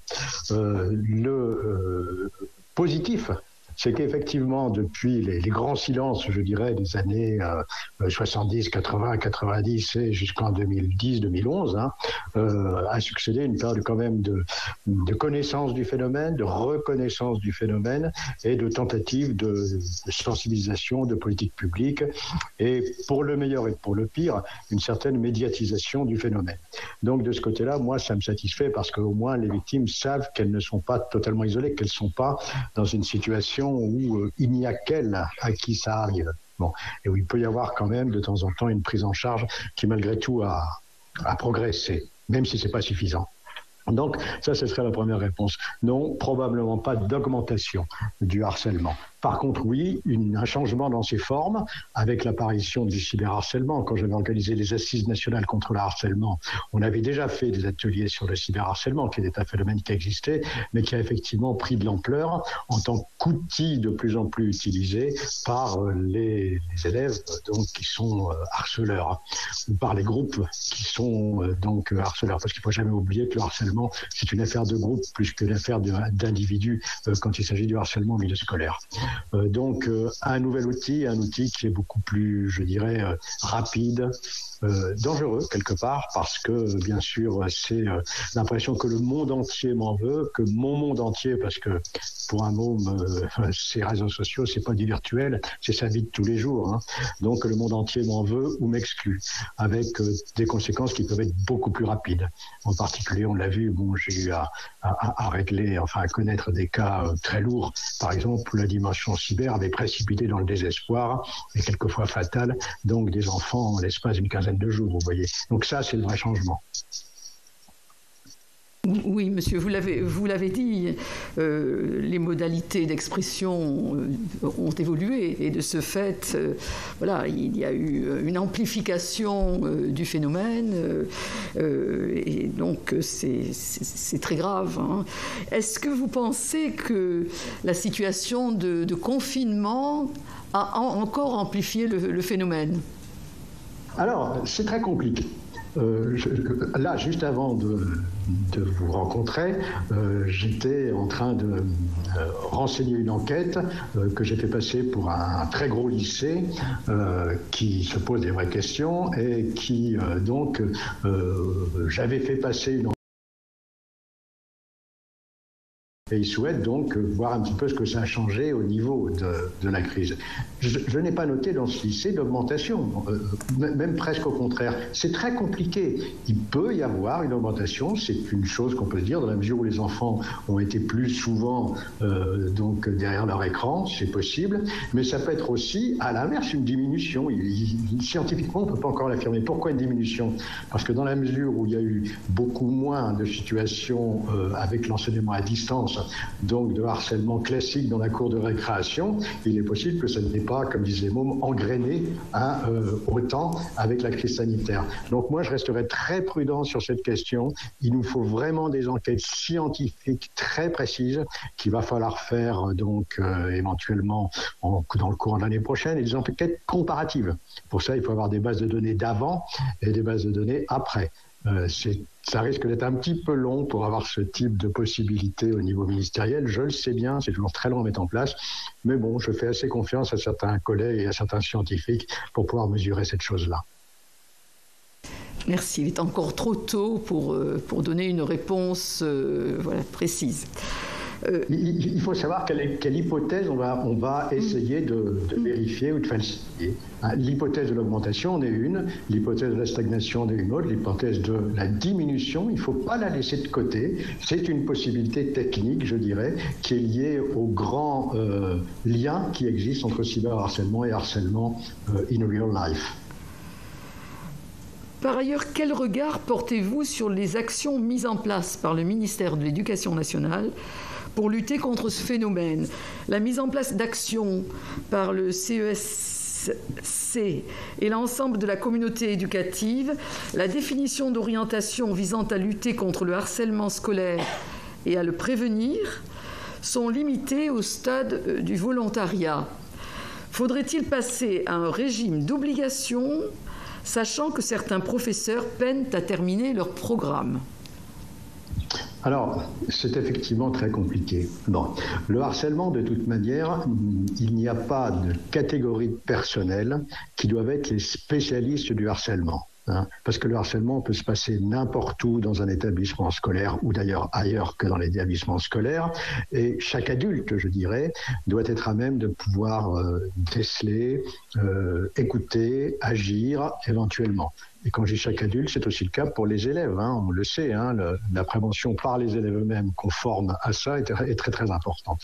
Alors, effectivement, il y a un progrès. C'est-à-dire que quand on inscrit ça dans un comité, pourquoi pas, quand les infirmières scolaires, quand les CPE sont formés pour ça, c'est très intéressant. C'est plus compliqué en primaire, où on n'a pas, on n'a pas de vie scolaire, par exemple, où c'est vraiment les enseignants eux-mêmes, et ça, on en reparlera sans doute, mais je pense qu'une des erreurs qu'on a faites, c'est de ne pas assez prendre en compte l'école primaire et de beaucoup trop focaliser sur le second degré, alors que la prévention précoce est probablement la plus efficace. Bon, en attendant, porter obligation, c'est très complexe. Pourquoi ? Parce qu'on a des enseignants qui sont formés et qui voient le sens de leur métier comme étant, et on est bien en milieu scolaire, on n'est pas dans la maison des jeunes et de la culture du coin, donc à enseigner, à transmettre ou à aider les élèves à construire des savoirs et des connaissances. Bon, c'est vraiment la manière dont ils conçoivent, et je crois encore plus en France qu'ailleurs, donc le sens même de leur vie, de leur métier, de leur engagement. Et on n'a pas à leur en vouloir pour ça. Mais il se trouve qu'en France, on est aussi un pays assez curieux où tout ce qui est en dehors de la transmission des savoirs, et y compris quelquefois et beaucoup dans le discours politique, il ne faut pas l'oublier, ou dans le discours ministériel, est considéré comme secondaire ou comme quelque chose qui a moins d'importance, voire même quelque chose qui va aller au détriment de ce qu'est la transmission des connaissances. Je veux parler du discours qui est antipédagogique, du discours qui pense que les pédagogistes se sont emparés de l'école et que du coup on ne sait plus rien faire, on ne sait plus lire, on ne sait plus compter, etc. Alors même que la recherche montre que le harcèlement est un des principaux obstacles à la diffusion des connaissances, à la transmission des connaissances, à l'acquisition des connaissances, y compris chez les très bons élèves, qu'il ne faut surtout pas oublier, et qui sont quelquefois harcelés parce qu'ils sont très bons élèves.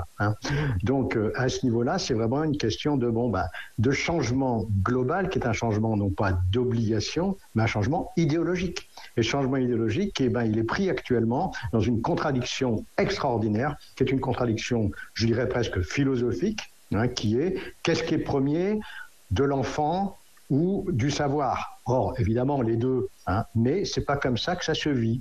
Et c'est la délégation à d'autres personnels. On aimerait bien que ce sale boulot de la prise en compte du harcèlement soit fait par quelqu'un d'autre. Mais malheureusement, c'est pas possible. Bon, donc ça veut dire un premier changement idéologique, mais comment il va se faire ? Évidemment, c'est la formation, c'est la socialisation professionnelle, c'est la manière, par exemple, de travailler en équipe pour faire face au harcèlement. Or, quoi qu'il en soit, on est plutôt encore dans un modèle de ce qu'on appelle la boîte d'œufs, si vous voulez, où on travaille chacun pour soi dans sa classe. On travaille bien, c'est pas une critique, mais où, du coup, tout ce qui va être dans l'espace interstitiel, et là où se produit souvent le harcèlement, va pas être suffisamment pris en compte. Donc, c'est vraiment là une question de très grande différence de la manière dont on conçoit même le métier d'enseignant. Si je dis les enseignants doivent être aussi des éducateurs, je m'attire immédiatement les foudres de tout le clan anti-pédago et de gens qui se croient penseurs et qu'on voit comme par hasard très souvent, alors moi j'hésite jamais, je suis pas très langue de bois, donc on va comme par hasard du côté très souvent de l'extrême droite. Merci. Mais je vous avais soumis une interrogation concernant le volontariat ou la systématisation. Pensez-vous qu'il faut que la lutte contre le harcèlement figure dans le programme scolaire, en fait, et dans l'organisation de l'établissement? Oui, tout à fait. D'ailleurs, en principe, c'est le cas. La loi, elle est déjà claire là-dessus. Que ce soit au niveau des différentes lois d'orientation, que ce soit au niveau des circulaires, un établissement scolaire doit, dans son ensemble, faire face à ces questions de harcèlement. On a déjà toutes les circulaires, tous les textes qu'il faut là-dessus. Mais pour changer une réalité qui est une réalité du non-travail en équipe, parce que la réalité, elle est là. Là, on a beaucoup plus à faire et c'est beaucoup plus dur que de mettre une obligation. Alors moi, je veux bien, l'obligation est liée de toute manière. Je me rappelle, à l'époque, je travaillais, vous savez bien que j'ai travaillé pour plusieurs ministres, Luc Châtel ou Vincent Payon, par exemple, qui montre que je peux être œcuménique politiquement, cette obligation, on l'a obtenue. Ça a été une bagarre, c'est une bagarre, y compris, je me rappelle, un amendement qui voulait introduire le harcèlement dans le texte de loi à l'époque c'était l'école de la bienveillance, qui a été un amendement qui a été voté par le Sénat d'ailleurs. On a quand même là des choses intéressantes. Obligation, oui, mais elle y est déjà quelque part. Existe-t-il dans d'autres pays comparables au nôtre des approches différentes ou complémentaires dont nous pourrions nous inspirer? On parle ainsi beaucoup du cas de la Finlande, bien sûr, c'est une autre culture, mais pensez-vous que nous puissions nous en inspirer? Et quels sont les résultats qu'ils obtiennent? Merci. Alors, ça c'est très intéressant comme question, évidemment. En réalité, dans le monde scientifique spécialisé sur la question, on a, je dirais, deux grandes directions. Une direction qui recherche le programme un peu bien conçu, qui réglerait la question une bonne fois pour toutes en étant appliqué dans un établissement scolaire. Et il y a une culture de l'évaluation de ces programmes qui est très forte. Cette culture-là, elle est par exemple la culture finlandaise. C'est clair que, par exemple, le programme Kiva, que Selvi Vali et ses collègues ont mis en place, est un programme extrêmement prometteur. Mais il y a plusieurs problèmes qui vont se poser. Dans quel contexte ? Le contexte finlandais, effectivement, n'est pas le même sur le plan du nombre d'élèves, du nombre d'élèves par classe, sur le plan des budgets qui sont alloués à la lutte contre le harcèlement. La mise en place de ce programme, qui est probablement un des meilleurs du monde, a coûté une équipe d'universitaires nombreuses pendant plusieurs années pour mettre en place ce programme. En France, pour avoir simplement 10 000 euros pour réussir à faire une enquête de victimation, c'est quasiment impossible actuellement, il faut le savoir. Donc on a là une vraie différence déjà qui est importante. Mais surtout, encore une fois, c'est une question de contexte à la fois économique, à la fois structurel sur le plan de l'école, mais à la fois également, encore une fois, idéologique. La question du bien-être des élèves, la question du harcèlement en Europe du Nord a été prise de front dès le début des années 70 par quelqu'un comme Dan Olweus, par exemple, mais pas que, ou en Angleterre par Peter Smith, etc. Donc, cette lutte donc est beaucoup plus ancienne que la nôtre. Bon. Mais cette question du programme Miracle, actuellement, il y a une deuxième voie, je dirais, qui commence à être un peu majoritaire, qui est, bon, d'accord, mais ce que les évaluations montrent, c'est que la réussite d'un programme va dépendre de deux choses. Bien sûr, du programme lui-même et de la fidélité au programme, mais surtout de ses conditions d'implantation, c'est-à-dire de la mobilisation d'une équipe, la mobilisation d'un chef d'établissement, la mobilisation d'un directeur d'école pour donc faire le succès de ce programme. Mais pour ça, il faut donc qu'il y ait des conditions qui ne sont pas souvent réalisées. C'est-à-dire une équipe d'adultes soudés, une équipe d'adultes formés, une équipe d'adultes qui voient dans la lutte contre le harcèlement une partie du sens de leur métier. Et on en revient au début. C'est-à-dire effectivement donc à la question de la solidité et de des choix de valeurs dans les équipes éducatives.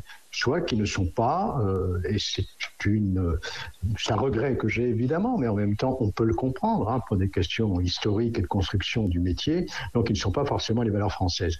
Mais de plus, donc ça montre une chose, et c'est par exemple le cas aux États-Unis actuellement.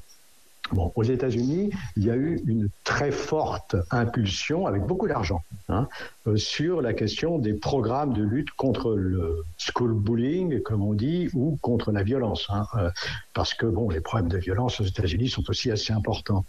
Et ils ont tenté beaucoup de programmes, des programmes qui, bon, j'ai pas le temps de les développer, qui, par exemple, travaillaient beaucoup avec la police ou travaillaient avec leur communauté, etc., etc. Et ils ont été très déçus.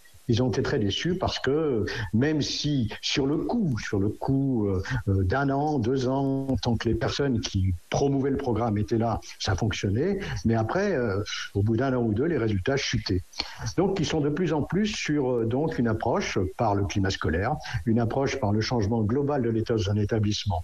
Ou en Israël, c'est aussi ce qui est en train de se passer, qui est intéressant, sous l'impulsion, par exemple, d'un de mes amis, donc Ben Benisti, où à partir des enquêtes de victimation, c'est pas seulement ce que je fais moi encore actuellement. Bon là, je vous dis, j'étais avec un lycée français à l'étranger là ce matin.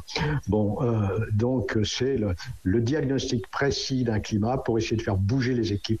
Faire bouger les équipes, c'est essentiel. Alors c'est vrai qu'on dit quelquefois, oui, mais c'est d'abord les élèves qui doivent bouger. Non, ce sont aussi les équipes. Sinon, on va dire que si c'est la faute aux élèves, c'est la faute aux victimes, et on se rend compte qu'on les reprécipite quelque part dans la honte d'être victime. Donc, une approche beaucoup plus globale et systémique est absolument nécessaire. Dernier point que je voudrais soulever. Malgré tout ça, il ne faut pas oublier que le harcèlement au milieu scolaire a des origines qui ne sont pas que scolaires. Elles peuvent être, alors on va tout de suite penser aux facteurs sociaux, c'est pas si simple, aux facteurs parentaux, c'est pas si simple. En réalité, c'est multifactoriel. Mais il y a quelque chose qui est important à penser. C'est que le harcèlement, ce sont donc des petits faits, très souvent, on ne va pas aller sur les faits les plus lourds des harcèlements qui sont les plus médiatisés, des petits faits qui s'accumulent, qui se combinent entre eux, ce que moi j'appelle depuis des années les micro-violences, et qui, en s'accumulant, pourrissent la vie d'un enfant, d'un adolescent, d'une adolescente, voire quelquefois d'un professeur, et en devenant extrêmement dangereux pour leur santé mentale. Bon. Mais le harcèlement n'est pas que ça. Il n'est pas d'abord un harcèlement d'un individu sur un individu. C'est un phénomène de groupe. Et ça, il ne faut jamais l'oublier. Un phénomène de groupe où ce qu'il se passe, c'est que ce sont des groupes qui s'identifient, c'est nous, contre lui ou elle, qui n'est pas de notre groupe, qui a des facteurs de différence ou je fabrique des facteurs de différence qui vont le rejeter. Alors évidemment, du coup, tout ce qui va toucher à l'homophobie, au sexisme, au racisme, mais qui peut être aussi des phénomènes liés à l'aspect physique d'un élève, donc la grossophobie bien sûr, ou simplement trop bon élève ou pas assez bon élève, il est jaune, il est vert à pois rouge, peu importe, c'est l'autre, voilà l'ennemi. il est bien évident que si on veut lutter efficacement contre la violence en milieu scolaire, il faut aussi la penser, il faut bien le dire, hein, et devant le Sénat, je le dirai avec d'autant plus de plaisir, que c'est aussi un problème fondamentalement politique. Quand la politique française prend comme argument donc électoral la peur de l'autre, eh ben, il ne faut pas être étonné, ou le marquage de l'autre, que ça ait un impact dans les cours de récréation. Nous, les adultes, nous avons un poids considérable, mais considérable, d'exemples à donner.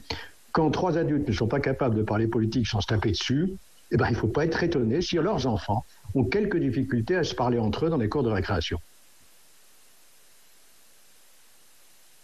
Merci pour cette réponse qui est très édifiante, enfin, très politique, oui, très politique, mais je partage bien votre sentiment, je vois les choses de cette façon, et je crois que c'est un problème de société, tant qu'on ne changera pas, bon, c'est un bien grand mot de vouloir changer, hein, notre façon de fonctionner, nous n'arriverons pas à modifier le climat qui existe en beaucoup de lieux. Hein.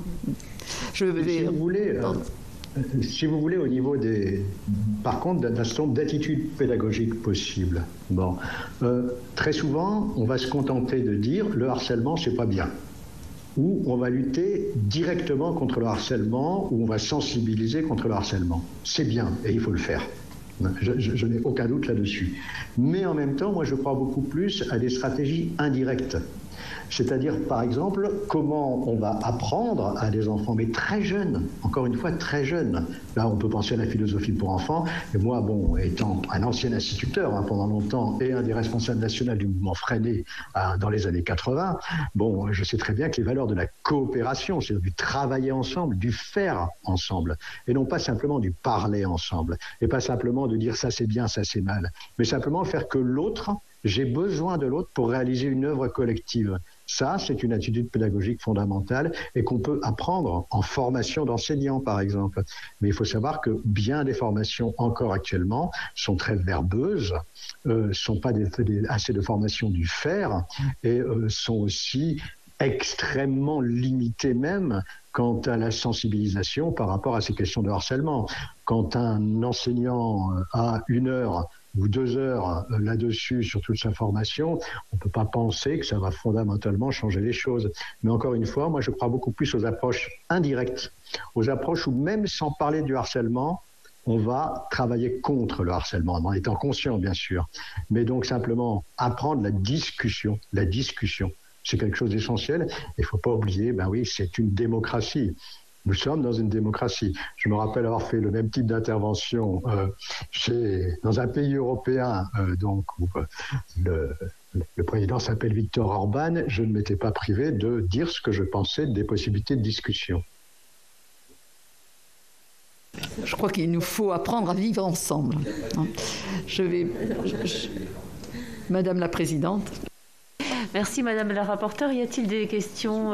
Oui, Monsieur Grosperrin. Merci Madame la Présidente. Monsieur de Barbieux, que de chemin parcouru depuis votre premier ouvrage, La violence dans la classe en 1990. Mais j'ai le sentiment que les choses se sont renforcées. Vous avez dit tout à l'heure, quoi qu'il en soit, ce sont des termes à la mode. Pour certains, c'est quoi qu'il en coûte. Et j'ai bien compris que vous étiez dans un projet politique. Mais je peux le comprendre et nous sommes là pour en débattre, en tout cas pour vous, surtout pour vous entendre. Pas en débattre, surtout pour vous entendre. Moi, je suis surpris et c'est la première fois que j'entends un chercheur, un professeur qui nous dit voilà, c'est surtout un phénomène de groupe. Je comprends que ce soit un phénomène de groupe, mais en réalité, avant que ce soit un phénomène de groupe, moi je le vis à travers mon petit-fils dans son établissement scolaire. C'est un garçon qui commence au départ et qui agglomère d'autres enfants pour pouvoir à un moment donné se singulariser au sein d'une classe ou d'un établissement scolaire pour être costaud, etc. Donc il ne faut pas oublier une chose, c'est qu'un groupe est constitué d'entités, en tout cas de singularité. Et pour travailler sur la dynamique de groupe, je pense que c'est compliqué. Deuxième point, j'entends votre vision des pédagogistes et puis des académiques. Moi, je suis persuadé que je ne sais pas si on peut mettre un cours pour lutter contre le harcèlement. Mais si on reste simplement sur les savoirs académiques, je pense qu'à un moment donné, ils ne pourront pas apprendre s'ils ne se sentent pas bien dans leur établissement scolaire. Ça, c'est vrai. Donc, il y a quelque chose de transversal. Troisième point, sur la Finlande, vous parliez de la Finlande. J'entends, mais la Finlande, ils sont peut-être en avance, mais ça va peut-être aller à rebours de vos convictions, à savoir qu'il y a un modèle économique qui est différent, il y a l'autonomie, il y a le recrutement des enseignants, que certains ont combattu, que vous combattez vous-même, donc on ne peut pas avoir tout et son contraire. Quatrième point, j'ai bientôt fini, Madame la Présidente, Madame la rapporteure, sur la responsabilité des parents. Il y a une responsabilité des parents chez qui on dit à un moment donné, votre enfant harcèle d'autres enfants, les parents n'y croient jamais. C'est pas possible, pas mon fils, c'est pas possible. Donc comment on peut faire par rapport à cela? Puis enfin, est-ce qu'il y a un lien entre les résultats scolaires, parce qu'on pourrait imaginer, que ce soit PISA, Teams ou autre chose, et le harcèlement? Parce que le harcèlement, là, il vient peut-être de la part des parents, peut-être, ou des professeurs, pour qu'il y ait des très très bons résultats scolaires dans certains pays asiatiques ou autres. Merci. Alors, il y a beaucoup de choses. Je suis d'accord avec bien des choses que vous avez dites, hein. En particulier sur le fait que, en dynamique de groupe, oui, bien sûr, c'est constitué d'individus qui vont s'agglomérer. Il y a des leaders des groupes qui peuvent être des leaders positifs ou négatifs. Et donc, par exemple, il faut être très clair, nos enseignants ont besoin, mais vraiment besoin, c'en est même incroyable, d'avoir une vraie formation, et ce sont souvent des formations très concrètes, sur la dynamique de groupe. Imaginez, on a des gens qui vont travailler pendant 40 ans, 45 ans avec des groupes d'enfants, des groupes de jeunes qui n'ont pas forcément envie d'être là quelquefois, et ils n'ont pas un cours sur la dynamique de groupe. Par exemple, quand je parle de minorité et la difficulté liée aux minorités, il est bien évident que, par exemple, la dynamique de groupe, la psychologie sociale a bien montré comment on pouvait agir avec et sur, et comment les minorités elles-mêmes peuvent agir sur le groupe lui-même. Donc ça, je suis totalement persuadé que ça fait partie des formations qui devraient être beaucoup plus dispensées. Et à ce propos, je rappellerai une chose, j'avais obtenu à l'époque de Luc Châtel qu'on mette en place un programme de formateurs, parce que c'est de là que ça part. Qu'est-ce que vous voulez? On a un manque de formateurs réellement formés, qui devait durer 3 ans, il s'est interrompu. Et donc en plus, les référents harcèlement, ça a toujours été le problème, c'est le problème de l'éducation nationale. On met des référents partout, mais les référents harcèlement, ils étaient aussi référents laïcité, référents instruction civique, référents violence, référents tout ce que vous voulez. Ils n'avaient pas le temps. Et quelquefois, le référent était lui-même inspecteur d'académie, ce qui voulait dire, qui montrait le temps qu'il pouvait consacrer à ça. Donc on a là un vrai manque. Après, moi je suis surtout pas contre l'idée de l'autonomie des enseignants, de l'autonomie des équipes, à partir donc d'un vrai projet dans lequel il y a quand même des références nationales et où la lutte contre le harcèlement, mais comment dirais-je, et pour le bien-être des élèves, que voulez-vous, effectivement, c'est quelque chose qui culturellement, nous a semblé un petit peu en France superfétatoire, ou au mieux, ça serait bien. Il y a quand même là encore quelque chose qui pose question. Je ne vais pas répondre à tout ce que vous dites parce que ça va être très long, mais je partage votre avis sur vraiment bien des points que vous avez pu dire.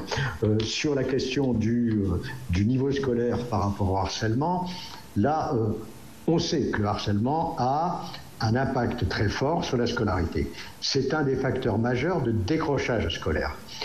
Une enquête qui a été faite dans l'Académie de Dijon, par exemple, pour citer Catherine Blaya, montre que c'est 24% des élèves décrocheurs sont des élèves qui décrochent à cause du harcèlement, directement. Donc le quart des élèves décrocheurs, c'est pas rien.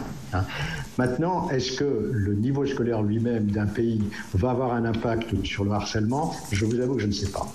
Je vous avoue que je ne sais pas. J'ai pas d'éléments de comparaison. Je sais par exemple, par contre, qu'il faut se méfier de certains a priori. Par exemple, il y a des pays qui ont un très nettement meilleur niveau scolaire que le nôtre, d'après les enquêtes qui peuvent être faites, entre autres PISA. il y aurait beaucoup de choses à dire sur PISA. J'avais fait un chapitre là-dessus, d'ailleurs, dans un de mes bouquins qui devait s'appeler « Ne tirez pas sur l'école », qui est vrai était un peu polémique, mais bon, sur la manière dont c'est calculé. Mais bon, en attendant, certains des pays qui sont les mieux placés sont aussi des pays qui, parfois, sont champions du monde du taux de suicide chez les adolescents. Donc, quelque part, il y a aussi à réfléchir sur des corrélations possibles qui sont moins positives qu'on l'imagine. Merci. Merci bien. Y a-t-il encore des questions? Non? Madame la rapporteure, non plus? Merci beaucoup de votre participation. Merci beaucoup pour votre participation à cette audition dans le cadre de la mission que nous menons. De votre approche, je dirais, directe, hein, vous parliez de bouger les équipes. Hein, je résume en quelques mots vos propos, mais vraiment en quelques mots. Bouger les équipes, être formés et éduqués à travailler ensemble, faire ensemble. Souligner que l'attitude pédagogique fondamentale ainsi que l'approche globale et systémique ou encore la transversalité des comportements sont essentiels. Et puis, vous proposiez aussi de remettre de la cohérence, hein, et ça, on est tous d'accord, et de la cohésion entre tous les acteurs qui ont à traiter de cette question. Vraiment, c'est à grands traits. Me permettez-vous d'ajouter deux choses, simplement. Je vous en prie. Ah, je ne vous entends plus. J'ai dit, je vous en prie, allez-y. Ah oui, excusez-moi. Juste, je voulais, donc, n'oubliez pas de mettre, parce que j'y tiens vraiment, bouger les équipes, oui, mais les stabiliser. Hein. Encore une fois, on a un problème qui est un problème de gestion des ressources humaines, hein, qui est l'instabilité des équipes éducatives, en particulier dans les lieux les plus difficiles, donc en France. Ça n'est pas que l'éducation nationale, on sait bien qu'on a les mêmes problèmes avec les éducateurs ou avec les policiers. Mais donc, le turnover des équipes, c'est quelque chose qu'il faut régler. Hein, et pas simplement pour le harcèlement, pour la violence en milieu scolaire en général. Bon. Deuxième chose, une chose que je tiens à dire, et effectivement, M. Ropera prenait l'exemple d'un garçon qui en a harcelé un autre, et il a raison, ça part bien souvent donc de garçons plus que de filles, mais bon, les filles ne sont pas non plus inactives et ne sont pas forcément toutes les victimes. Mais parlons d'une chose auquel je tiens beaucoup, et mes dernières recherches ont beaucoup porté là-dessus, sur les questions, j'ai un bouquin qui va sortir d'ailleurs, sur les questions de punition. Parce que souvent on se dit, contre le harcèlement, la meilleure manière, c'est la répression. Je ne suis surtout pas un non-directif et un anti-répressif. S'il le faut, il le faut. Bon, dans mes cours, quand je l'ai encore cours, je disais souvent à mes étudiants, écoutez, tout sauf rien, dans certaines limites. Hein, parce que si vous ne faites rien, ça encouragera à continuer à aller plus loin.